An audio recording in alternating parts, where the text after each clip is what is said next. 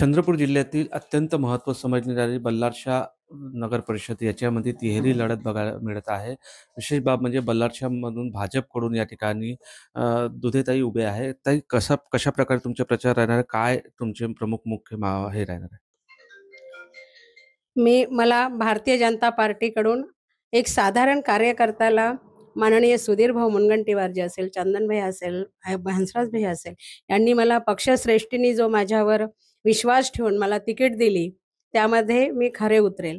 आणि आम्ही जी ही निवडणूक लढत आहोत, ही विकासाच्या मुद्द्यावर लढत आहोत. कारण ह्या निवडणुकीमध्ये माननीय सुधीर भाऊ मुनगंटीवारांनी आपल्या विधानसभा क्षेत्रामध्ये बरेचसे काम केलेलं आहे.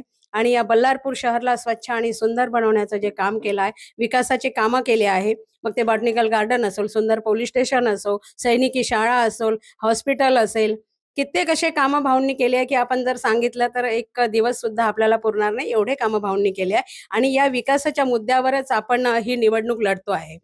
थेट लढत कोणासोबत असणार आहे तुमची? नाही, मला वाटत नाही की थेट लढत असेल कोणासोबत. आपण निश्चितच आपला विजय राहील आणि आमचे सर्व उमेदवार, भारतीय जनता पार्टीचे सर्व उमेदवार निवडून येतील. तर एक विश्वास यांनी दाखवला आहे. सुधीर मुनगंटीवार यांच्या विधानसभा क्षेत्रामध्ये जी विकास कामं केली आहेत, त्या विकास कामाच्या जोरावर ही निवडणूक लढवणार आहे.